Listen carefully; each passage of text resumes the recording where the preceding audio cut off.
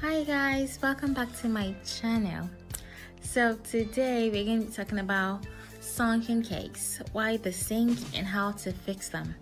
And at the same time I'm going to be showing you guys how to ganache the cake and still get really sharp edges even though they were sunken. So the first thing we're going to do is cut our cakes into slices, and I'm going to show you guys how to fix the sunken parts without wasting any part of the cake. So first thing you do is cut out the top, like the overhanging parts of the top of the cake, and then stuff it into the hole, like the sunken space in the middle of the cake. So I'm going to show you guys how to position this so it doesn't fall apart or so it doesn't break down. But before we go ahead, I'm going to tell you guys the reasons why cakes might sink in the middle. So the first reason is maybe you added too much baking powder or too much baking soda. It means it rose to a particular point, and then at a point the volume of the flour and sugar and whatever it was you mixed together couldn't hold itself in place to stay there, so it sank in the middle because it was too soft in the middle. So another reason is maybe you added too much fluid. This happens to me usually when I bake vanilla cakes, especially vanilla cupcakes.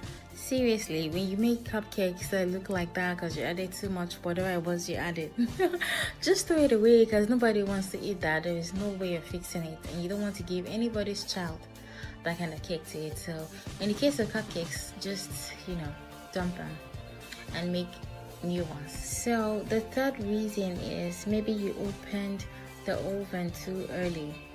Usually when you're making maybe a cake or a set of cupcakes, it's best usually when you're making cupcakes, it's best you leave the oven till maybe a few minutes to the estimated time of baking before you open the oven to check if it's okay. The same thing with cakes. You shouldn't just open your oven at any time, because every time you open the oven, you're letting out heat from the oven, and the point is to preserve the heat because it's the heat that bakes the cake. So if you let out heat, it means when you close back the oven has to reheat. I don't know if that makes sense. So now that we've sliced and stuffed our cakes, I'm going to show you guys how to position the cakes so they don't fall in the middle, or so it's not slanty or dented. So be mindful that I put the flat side downwards, so the sunken part was facing upward, and I filled it with buttercream. And the next thing I did was to add the next layer, and I filled that with buttercream as well. The next layer I'm going to add right now is also the sunken part, which means the under is sunken, and I turned it upside down. Do you understand? That way the buttercream you put on the layer beneath it would fill that spot and not let your cake sink. Does that make sense? But anyways, every time you stack a cake or you put a cake together, make sure the flat surface is facing up and you fill the spaces as much as possible. So right now, look at that sunken part. We're going to fill it with buttercream. Even though we already filled it with the cake scraps that we cut from the top, we're going to fill this top with buttercream and then put the next layer on it inverted. I'm sure that makes sense, yeah? Okay, so like that. So look at that sunken layer as well. I'm going to put it on top inverted. I'm going to turn it upside down. That way the buttercream in this layer is going to fill that space. Yes, that's what we're doing. So right now I'm going to show you guys how to ganache the cake. Usually I like to ganache my cakes in 5 parts.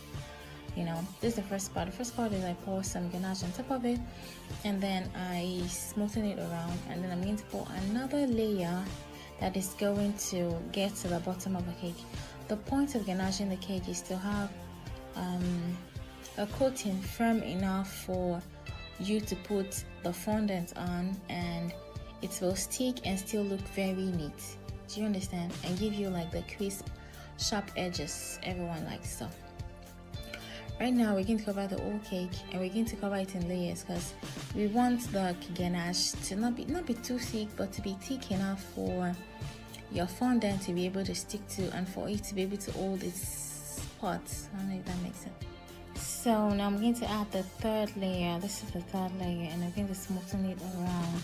And be mindful, for every time you leave your ganache out, it starts to firm up. So you should warm it up at intervals in the microwave for like maybe 5 to 10 seconds, 10 seconds, so it to be easy to work with. That way it's more liquidy and to be easier for you to work with. So now this is the first layer.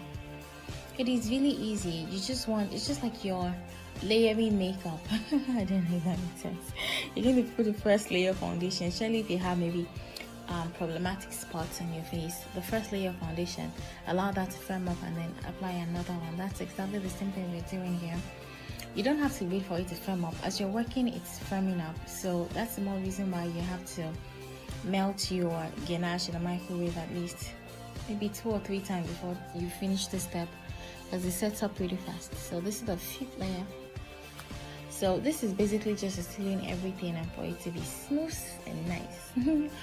So we're going to smoothen this around and then scrape it. And when you scrape, make sure you're holding your scraper like upright. That way it won't be slanty or your cake won't bend. That way your cake will be straight up. So thank you guys for watching. I hope you learned 1 or 2 things. So like and subscribe and share, and I'll see you guys in my next video.